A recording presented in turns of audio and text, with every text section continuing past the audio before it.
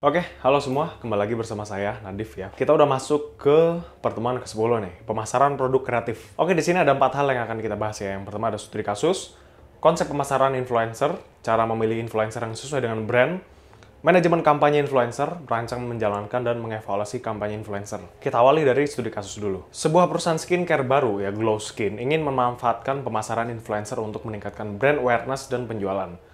Target pasarnya adalah perempuan berusia 18-30 tahun yang peduli pada perawatan kulit alami. Mengapa teori konformitas relevan dalam pemasaran influencer? Jawabannya karena teori konformitas menjelaskan mengapa audiens cenderung meniru perilaku atau rekomendasi influencer. Baik untuk diterima secara sosial, normatif, maupun karena menganggap informasi valid atau informatif, jadi kayak terpercaya gitu ya. Jika kampanye gagal mencapai target, apa langkah perbaikan yang bisa dilakukan? Jawabannya dengan menganalisis audiens influencer, memastikan gaya komunikasi influencer relevan dengan nilai brand, dan mengevaluasi kredibilitas serta engagement influencer. Apa perbedaan antara konformitas normatif dan informasional dalam konteks kampanye influencer? Jawabannya, konformitas normatif terjadi saat audiens mengikuti rekomendasi influencer agar merasa diterima. Sementara konformitas informasional terjadi karena audiens percaya rekomendasi tersebut benar dan terpercaya. Langkah apa saja yang perlu dilakukan Glow Skin untuk mengevaluasi keberhasilan kampanye influencer? Jawabannya, iterasi memungkinkan desainer memperbaiki dan menyempurnakan produk berdasarkan feedback dari uji pengguna. Hal ini memastikan produk akhir memenuhi kebutuhan pengguna dan bebas dari masalah penggunaan yang menghambat pengalaman pengguna. Jika kampanye gagal mencapai target, apa langkah perbaikan yang bisa dilakukan?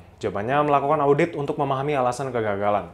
Memilih influencer lain yang lebih sesuai, menyesuaikan pesan kampanye, dan meningkatkan monitoring selama kampanye. Yang kedua akan kita bahas adalah konsep pemasaran influencer. Pemasaran influencer adalah strategi pemasaran yang memanfaatkan individu dengan pengaruh besar di media sosial untuk mempromosikan produk atau jasa. Influencer memiliki kemampuan untuk mempengaruhi opini dan keputusan pengikut mereka karena kredibilitas, otoritas, atau hubungan emosional yang terjalin dengan audiens. Teori konformitas dalam pemasaran influencer. Teori konformitas menjelaskan bagaimana individu cenderung menyesuaikan sikap, kepercayaan atau perilaku mereka untuk sesuai dengan kelompok sosial tertentu. Dalam konteks pemasaran influencer, audiens cenderung mengikuti influencer yang mereka kagumi karena dorongan untuk menyesuaikan diri. Oke, ini ada jenis-jenis konformitas. Yang pertama ada konformitas normatif. Individu mengikuti opini atau tindakan kelompok untuk diterima secara sosial. Konformitas informasional, individu mengandalkan opini influencer karena mereka percaya informasi yang diberikan akurat. Konformitas identifikasi, individu mengadopsi nilai atau gaya influencer yang mereka idolakan untuk merasa serupa dengan mereka. Cara memilih influencer yang sesuai dengan brand. Memilih influencer yang tepat adalah langkah kunci dalam kesuksesan kampanye pemasaran. Beberapa langkah yang diperlukan adalah analisis brand, memahami identitas, nilai, dan target audiens dari brand. Yang kedua, identifikasi audiens influencer. Pastikan audiens influencer relevan dengan target pasar. Yang ketiga, ada evaluasi kesesuaian nilai. Influencer harus memiliki nilai dan gaya komunikasi yang sejalan dengan brand. Yang keempat, analisis engagement.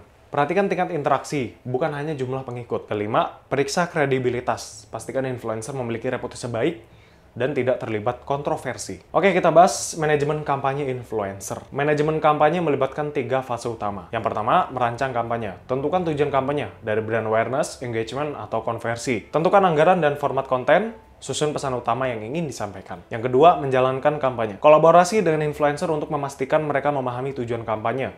Pantau progres dan pastikan konten dipublikasikan sesuai jadwal. Yang ketiga, evaluasi kampanye. Analisis performa dengan metrik seperti tingkat engagement, jangkauan, dan ROI. Ambil pelajaran untuk strategi berikutnya. Oke, sekian aja di pertemuan 10 kita kali ini. Jangan lupa like, komen, dan subscribe. Komen kalau ada yang ingin ditanya ya. Dan jangan lupa, jika masih ada yang ditanyakan, silahkan tanyakan di grup WhatsApp kita ya. Terima kasih.